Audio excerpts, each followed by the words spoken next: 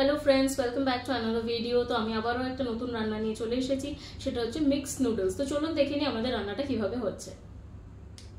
Mixed noodles বানাতে তাহলে আমাদের লাগছে নুডলস।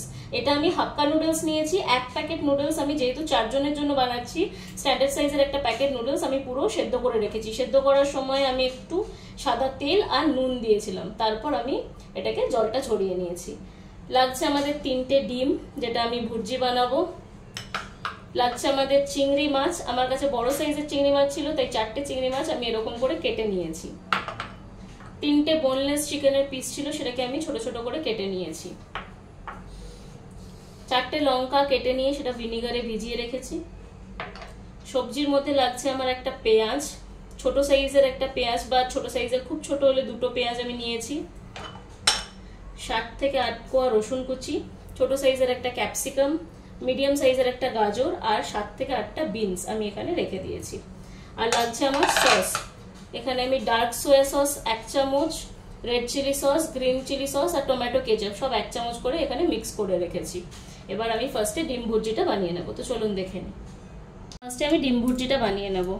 এই বাটিতে আমি একটু নুন দিয়ে দিলাম। এবার আমি ডিমগুলো একটা একটা করে ফাটিয়ে নেব এখানে।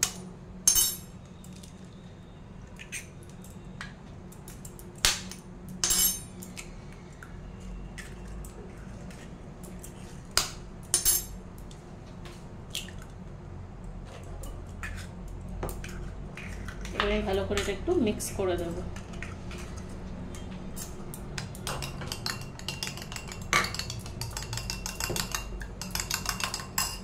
তার মধ্যে আমি একটু পেরি পেরি মশলাও দিয়ে দেবো ডিমটার মধ্যে।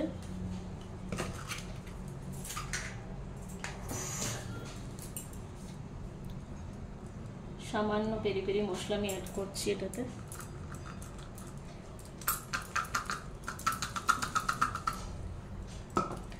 দিয়েছি একটু পেরি পেরি মশলা দিয়ে দিলাম, ভালো করে বিট করে নিয়েছি। এবার আমি সাদা তেলটা দেব। এর মধ্যে আমার কড়াইটাও গরম হয়ে গেছে, এবার আমি একটু সাদা তেলটা দেব।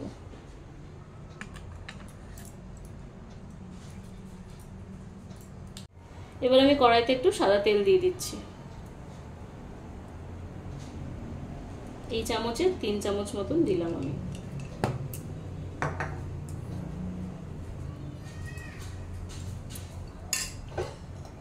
এবার এই বিট করে রাখা ডিমটা আমি আরেকবার ফেটিয়ে নিয়ে দিয়ে দেবো।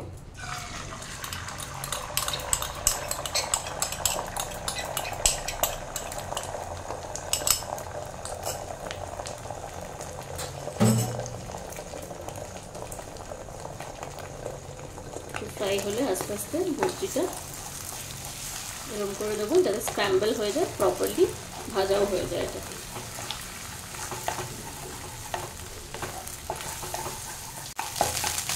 তোমার ডিম ভুর্জিটা একদম রেডি হয়ে গেছে। এবার এটা আমি নামিয়ে নেব। আবার আমি সাদা তেল দিচ্ছি। এবার আমি চিকেনটা একটু ফ্রাই করে নেব। এই চামচের 3 চামচ মতন সাদা তেল আমি দিয়ে দিলাম। এবার আস্তে আস্তে আমি চিকেনটা অ্যাড করব, তারপর আমি নুনটা দেব।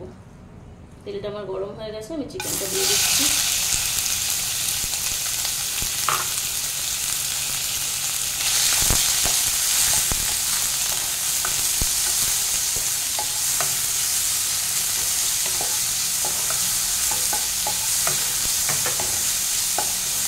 এবার আমি এটা ফ্রাই করছি, একটু ফ্রাই হয়ে গেলে আমি নুনটা দিয়ে দেবো। এই সময় একটুখানি আপনারা ভিনেগারও দিতে পারেন, স্মেলটা ভালো আসবে। তো আমি এবার একটু ভিনেগার আর নুনটা অ্যাড করব।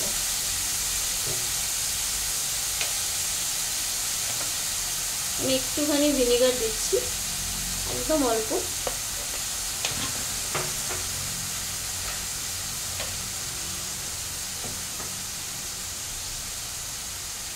আর একটু নুন দিচ্ছি, এই চামচে 1 চামচ মতন দিচ্ছি।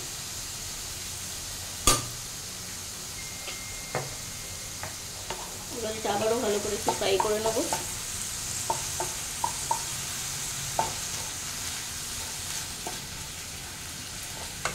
গ্যাসটা বাড়িয়ে রেখেছি, এটা আমার ফ্রাই হয়ে গেছে। আমি এটাকে নামিয়ে নিয়ে চিংড়ি মাছটা ভাজবো সিমিলার ওয়েতে। তো আমার চিকেনটাও ভাজা হয়ে গেছে, এবার আমি চিংড়ি মাছটা একটু ফ্রাই করব। আবারও একইভাবে আমি এই চামচে 3 চামচ মতন তেল দিয়ে দিচ্ছি। তেলটা গরম হলে একটু নুন দেব আর চিংড়ি মাছগুলো আমি দিয়ে দেবো। আমি এখানে এবার একটুখানি নুনটা দিয়ে দিচ্ছি সামান্য।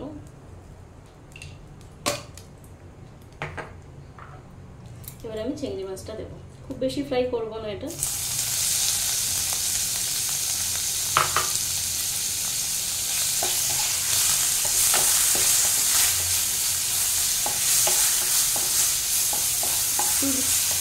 হালকা ফ্রাই হয়ে গেলে আমি এটা তুলে নেব। তো চিংড়ি মাছগুলো আমার হয়ে গেছে। চিংড়ি মাছটা খুব বেশি ফ্রাই করলে অনেকটা স্টিফ হয়ে যেতে পারে, তাই আপনারাও একটু কমই ফ্রাই করবেন। এবার আমার সবকিছু ফ্রাই হয়ে গেছে, এবার আমি নুডলসটা বানাবো, মানে সবজিগুলো ফ্রাই করব। তাই এই চামচের আমি 5 চামচ মতন দিচ্ছি, যেহেতু আমার চাউমিনের কোয়ান্টিটিটা বেশি আছে।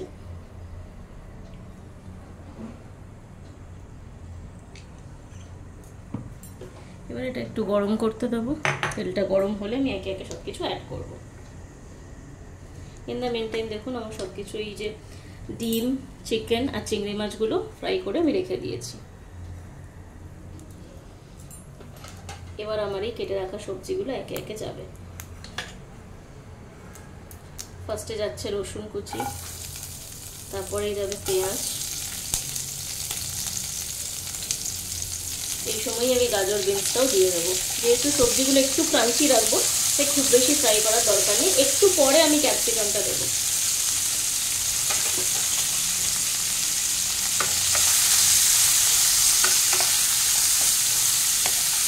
এটাকে আমি একটু হাই ফ্লেমেই ভাজবো।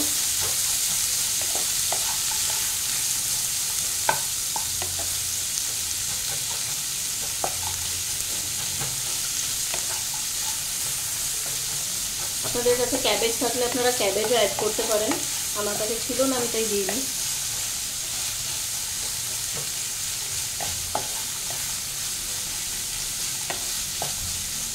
তো এবার আমি একটু নুন অ্যাড করছি।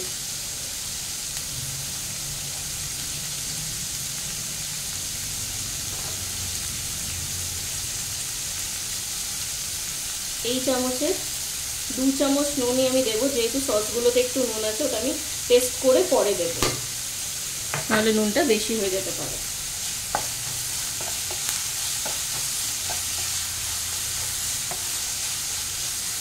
একটু সবজিগুলো সেদ্ধ হয়ে গেলে আমি ক্যাপসিকামটা অ্যাড করে দেবো।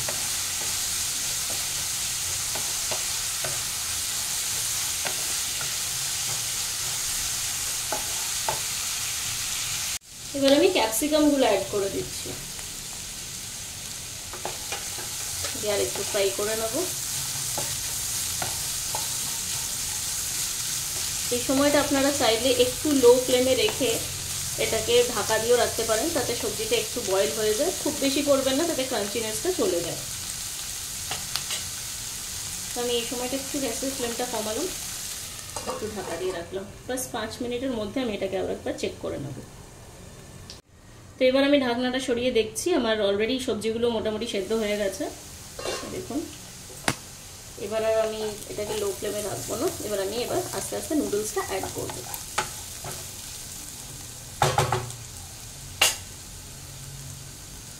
তো আমি নুডলস যেটা সেদ্ধ করে রেখেছিলাম, আর সেদ্ধ করার সময় আমি একটু সাদা তেল আর নুন দিয়েছি, তো সেটা এবার আমি আস্তে আস্তে অ্যাড করে দেবো। এই সময় গ্যাসের ফ্লেমটা একটু লো রাখবেন। এই সাদা তেল আর ইয়েটা অ্যাড করলে কি হয়, নুডলসটা একদম ছাড়া ছাড়া হয়, স্টিকি ব্যাপারটা থাকে না।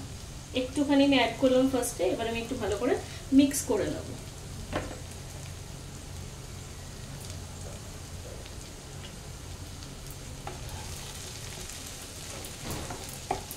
এই সময়টা আমি হালকা হাতে মিক্স করছি।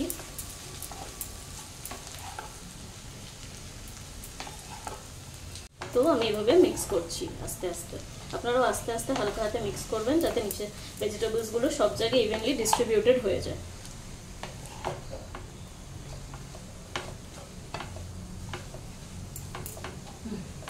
এই সময়টা এবার আমি একটু ফ্লেমটা বাড়ালাম, আর এখন আমি একটু চিলি ভিনেগারটা অ্যাড করলাম।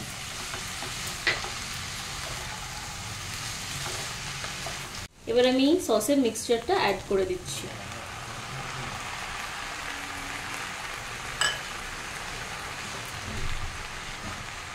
ভালো করে আবারও মিক্স করে নেব।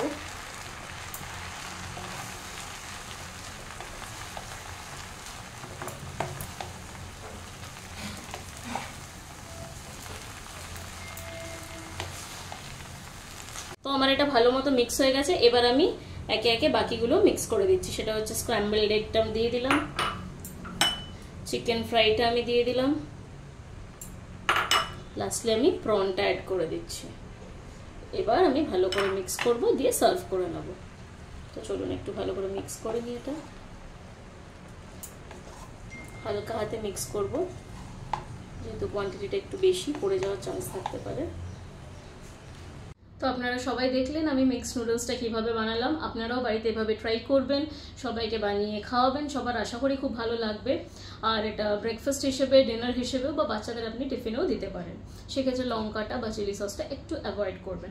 তো আপনারা জানাবেন আমাকে কমেন্ট করে কেমন লাগলো। সবাই আমার চ্যানেলটাকে লাইক করবেন, শেয়ার করবেন, সাবস্ক্রাইব করবেন আর নিজের বন্ধুদের মধ্যে অনেক বেশি শেয়ার করে দেবেন। সবাই খুব ভালো থাকবেন, সুস্থ থাকবেন। Bye bye.